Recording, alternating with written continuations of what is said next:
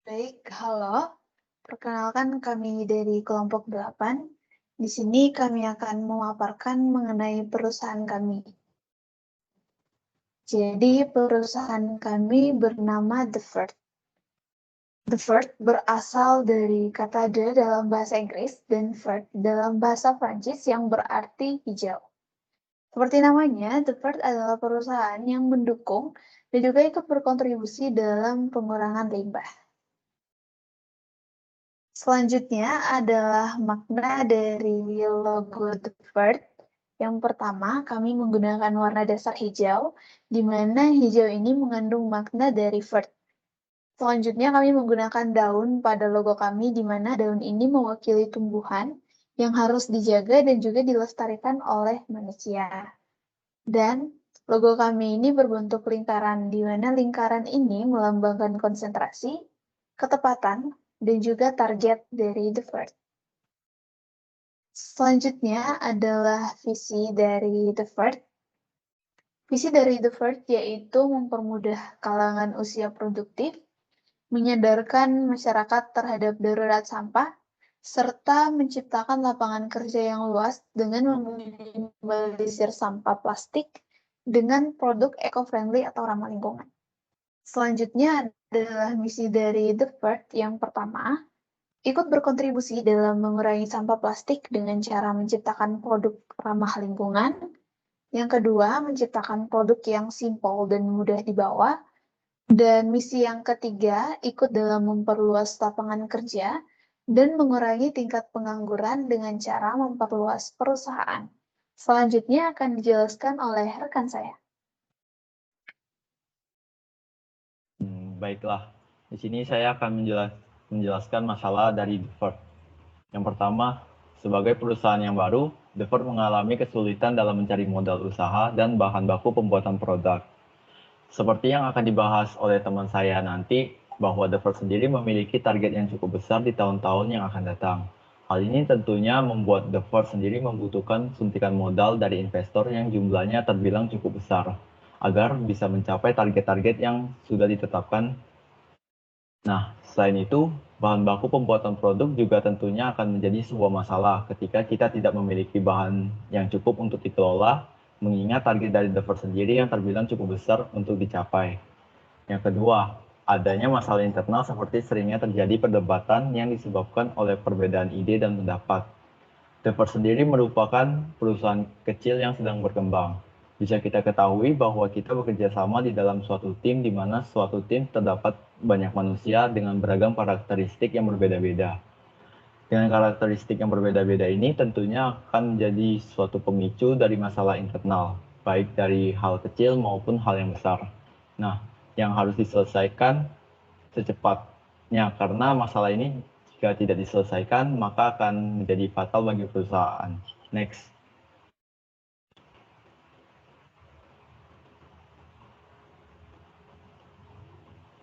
Solusi.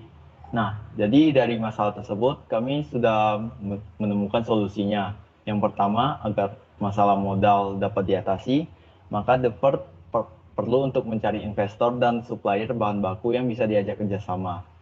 Dari solusi ini, hal pertama yang akan kami lakukan adalah menghubungi calon investor, lalu menyiapkan proposal dan mempresentasikan perusahaan kami semenarik mungkin, sehingga bisa menarik minat dari para investor untuk menanamkan modalnya di perusahaan kami. Sedangkan untuk supplier, kami berencana untuk mencarinya dan membuat sebuah kontrak kerja yang tidak boleh dilanggar, baik dari pihak perusahaan maupun dari pihak supplier, gunanya untuk mencegah hal-hal yang tidak diinginkan terjadi. Lalu solusi untuk masalah internal, Dever sendiri akan membuat sebuah jadwal rutin untuk melakukan sesi konseling terhadap semua anggota, serta jadwal pelatihan kepemimpinan. Seperti contoh, kami akan membuat jadwal rutin tiap 2 minggu sekali untuk konseling dan 2 kali dalam setahun untuk melakukan pelatihan kepemimpinan agar sumber daya Dever sendiri tetap terjaga dan bagus kualitasnya. Next. Nah, kenapa sekarang?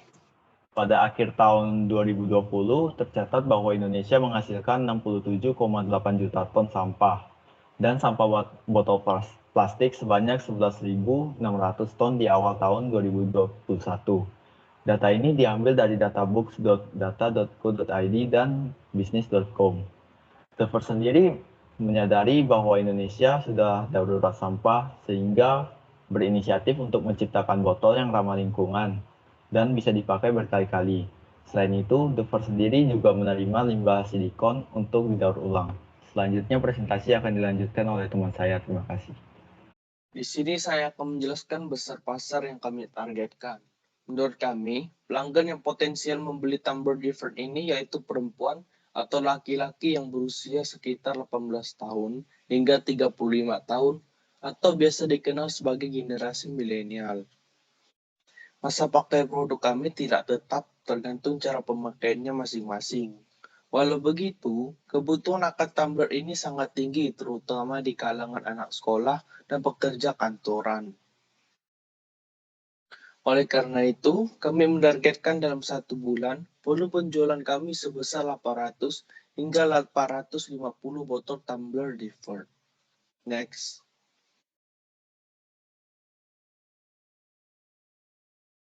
Analisis kompetitor. Berikut dapat dilihat 3 perusahaan tumbler yang cukup terkenal, yaitu ada Tupperware, Mitra Botol, dan PT Ansel Jaya sebagai kompetitor kami. Produk kami, tumbler different, memiliki perbedaan dari tumbler biasanya. Seperti harga yang kami berikan lebih terjangkau dan bersahabat. Kemudian dengan harga yang terjangkau tersebut, kami sudah memberikan produk yang berkualitas baik, di mana bahan yang kami pakai tahan panas dan tidak mudah rusak.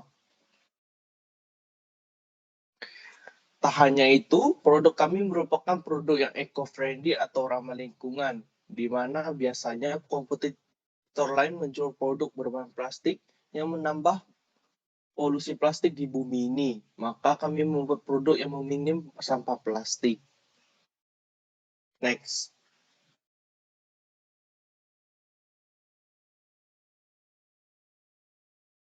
Produk different. Produk different ini terbagi menjadi 2, yaitu tumbler berbahan silikon dan tumbler berbahan aluminium. Untuk tumbler silikon sendiri memiliki keunikan di mana dapat dibesar kecilkan sehingga dapat menghemat ruang. Untuk harga, kami membandrol Rp45.000 untuk tumbler berbahan silikon berkapasitas 500 hingga 1000 ml. Kemudian untuk harga tumbler aluminium sendiri kami membandrol Rp55.000 untuk ukuran 500 ml dan Rp75.000 untuk ukuran 1000 ml. Agar produk kami menarik, kami memberikan kebebasan para customer untuk mengcustom tumbler dengan quotes yang telah disediakan, sehingga tumbler yang mereka miliki berbeda daripada yang lain. Next.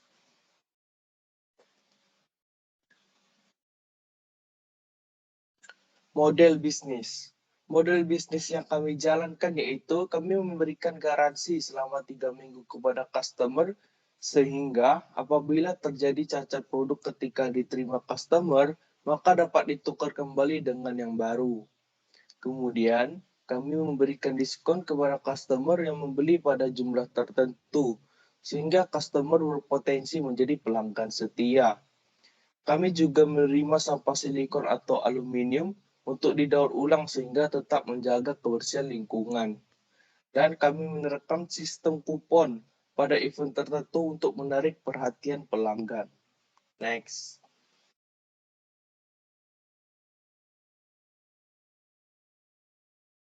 Selanjutnya akan dijelaskan oleh rekan kami. Terima kasih.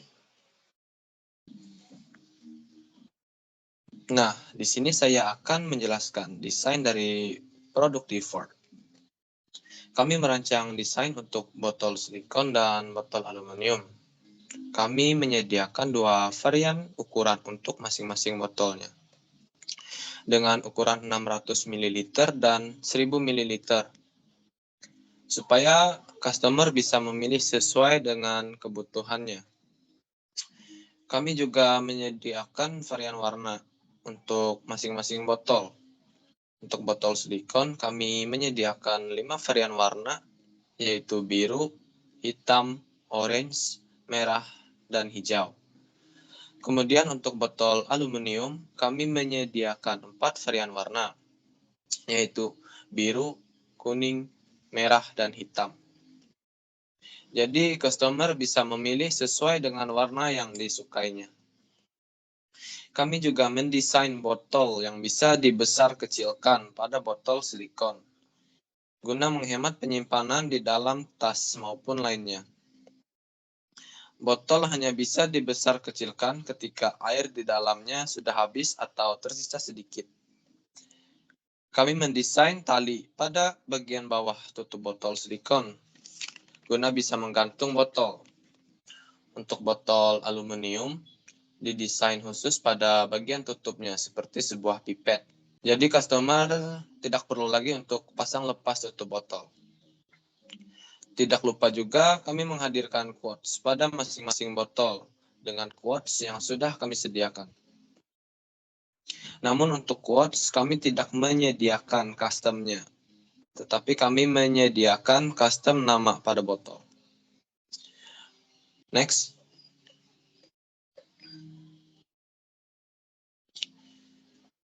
Berikut ini merupakan contoh desain dari produk Divert, yaitu botol silikon dan botol aluminium. Untuk botol silikon, quotes-nya akan kami letakkan pada bagian atas tutup botol. Untuk botol aluminium, quotes-nya berada di badan botol. Kemudian untuk custom nama dari customer, kami memberikan kebebasan kepada customer mau taruh nama mereka di bagian mana dari botol. Next. Kemudian adalah beberapa pilihan quotes yang akan kami letakkan di bagian dari botol kami. Yang pertama, jadilah bagian dari solusi, bukan bagian dari polusi. Kedua, sampah adalah cacat desain. Ketiga, plastik sekali pakai adalah bom waktu yang menentukan lingkungan. Keempat, peduli sampah dengan kurangi plastiknya. Kelima, sampah bukan mantan yang harus dibuang sembarangan tempat.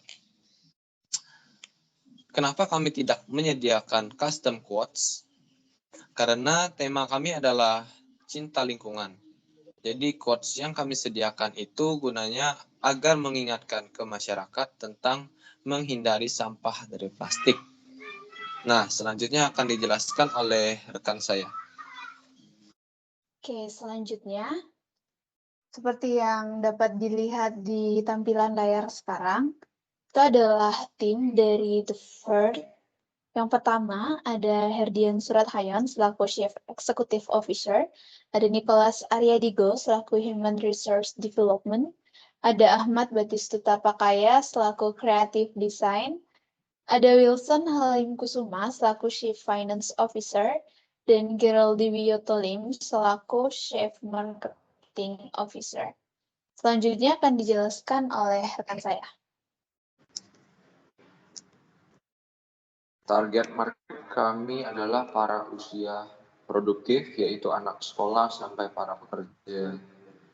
Maka usia produktif di Indonesia ada 191 juta jiwa, yaitu 70,72% dari total penduduk di Indonesia. Target perusahaan kami untuk produk yang terjual dalam 5 tahun adalah 50 juta produk.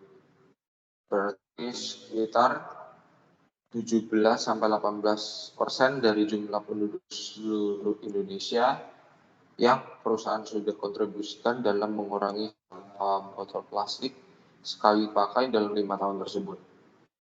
Target keuntungan perusahaan dalam 5 tahun, perusahaan menargetkan omset 2.750 miliar, sehingga di sini perusahaan membutuhkan 1.812 miliar 500 juta untuk biaya produksi dan lain-lain. Maka jika perusahaan mencapai hasil omset tersebut, perusahaan mendapatkan keuntungan bersih sebesar 1.062 miliar 500 juta. Nah, target ini akan menjadi gambaran bagi perusahaan dan para investor untuk menentukan modal yang akan dipakai dan menentukan saham untuk para investor yang menginvestasikan dananya.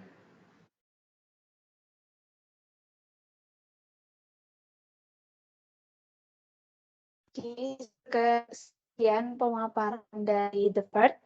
Jika ada kesalahan, terima kasih.